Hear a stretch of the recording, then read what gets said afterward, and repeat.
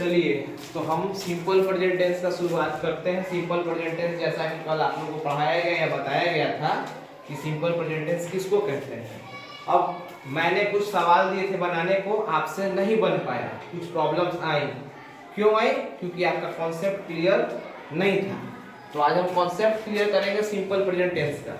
Simple present tense में जब हम डिवीजन करते हैं तो हम 3 पार्ट्स में बांटते हैं। कितने पार्ट्स में?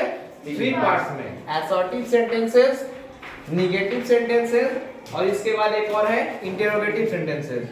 समझ में आया? तो क्या करेंगे, असर्टिव सेंटेंस का जो फॉर्मूला है, स्ट्रक्चर है, सब्जेक्ट प्लस V1 या V5 प्लस ऑब्जेक्ट है। क्या है? सब्जेक्ट प्लस V1 या V5 प्लस ऑब्जेक्ट। अब V1 क्या होता है? जो भी वर्ब है अपने मूल रूप में V1 में आएगा और उसमें S या ES लगा देंगे तो क्या हो जाएगा? V5 हो जाएगा। और V5 को सिंगुलर कहते हैं। क्या कहते हैं? सिंगुलर। जिस वर्ब में S या ES लगा देंगे तो वर्ब सिंगुलर हो जाएगा, लेकिन अगर नाउन में S या ES लगा देंगे तो नाउन क्या हो जाएगा? प्लूरल हो जाएगा। फॉर एग्जांपल जैसा कि देखिए, अगर यहाँ बॉय है तो इट्स होगा, और अगर बॉयज हो जाएगा तो यहाँ इट हो जाएगा, क्योंकि singular subject singular verb carry करता है और plural subject plural verb carry करता है। ठीक है? सिंगुलर वर्ब किसको कहते हैं? जिसमें S या ES लगेगा, और प्लूरल वर्ब उसमें कहते हैं जिसमें S या ES नहीं लगेगा। ठीक है? तो ये हो गया असर्टिव सेंटेंसेस। असर्टिव सेंटेंसेस में सबसे पहले सब्जेक्ट के बाद V1 या V5 प्लस ऑब्जेक्ट। ठीक है?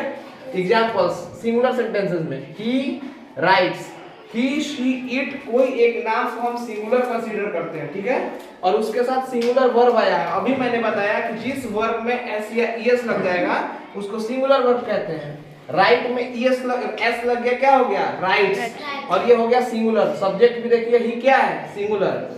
यानी SSPP जो रूल पढ़ाया गया, singular subject always carries a singular verb और plural subject always carries a plural verb. तो ही राइट्स, शी इट्स। उसी प्रकार जब हम सब्जेक्ट को प्लूरल बनाते हैं, दे के साथ आ गया प्ले, यहाँ हम प्लेज नहीं लिखेंगे। उसी प्रकार वी भी क्या है? प्लूरल है, हम सब। उसके साथ आ गया गोस नहीं होगा। लेकिन जैसे ही सब्जेक्ट यहाँ सिंगुलर हम चेंज कर देते हैं, किसी एक बंदे का नाम रख देंगे, ही या शी का इस्तेमाल कर देंगे, तो यहाँ प्लेस हो जाएगा और यहाँ गोज हो जाएगा। जैसा कि इस एग्जांपल से क्लियर किया गया है कि बॉय ईट्स, बच्चा लड़का खाता है, बॉयज ईट, लड़के खाते हैं। समझ में आ गया? ये था असर्टिव सेंटेंस। अब आते हैं निगेटिव सेंटेंस की ओर। जब निगेटिव की बात होती है, निगेटिव का मतलब होता है नकारात्मक। क्या होता है?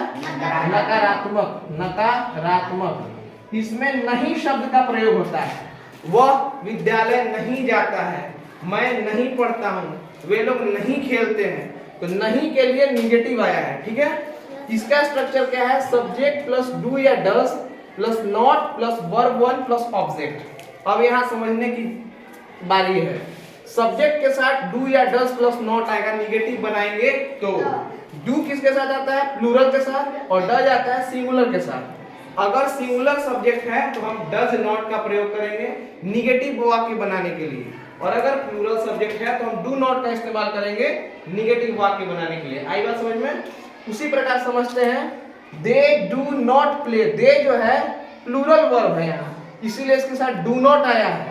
यहाँ पे लिख देते हैं डू जो है प्लूरल के लिए और डज जो है सिंगुलर के लिए। समझ में आ गया? तो जब भी सब्जेक्ट सिंगुलर होगा, आप वहां पे कभी भी डू नॉट का प्रयोग नहीं देखेंगे, वहां पे सिर्फ और सिर्फ डज नॉट का प्रयोग होगा। ठीक है? जैसे शी सिंगुलर है, यहाँ हो गया प्लेज। ही राइट्स, इसका जब निगेटिव बनाएंगे तो यहाँ पे लिखेंगे हम, निगेटिव बनाते वक्त इसका क्या कर देंगे?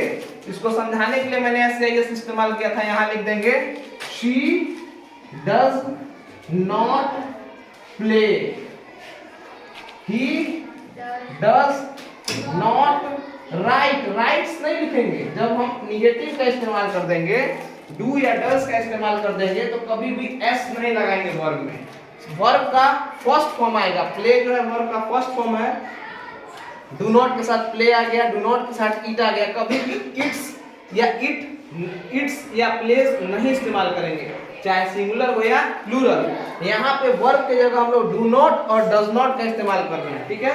अगर सिंगुलर सब्जेक्ट है तो डज नॉट, प्लूरल सब्जेक्ट है तो डू नॉट, ठीक है। इसके साथ जो मेन वर्ब है हमारा, जैसे प्ले, ईट, प्ले, सॉरी यहाँ राइट की जगह राइट होगा, प्ले और राइट, इस पर कोई भी फर्क नहीं पड़ेगा। आई बात समझ में? तो ये आज हम लोगों ने पढ़ा असर्टिव सेंटेंस और निगेटिव सेंटेंस। असर्टिव सेंटेंस का क्या स्ट्रक्चर है और कैसे बनता है, निगेटिव सेंटेंस का क्या स्ट्रक्चर है और कैसे बनता है। तो उम्मीद है इस छोटे से कॉन्सेप्ट से आपकी डाउट्स क्लियर होंगी और अब आप सिंपल प्रेजेंट टेंस के सेंटेंसेस को बनाना सीख पाएंगे। Thank you.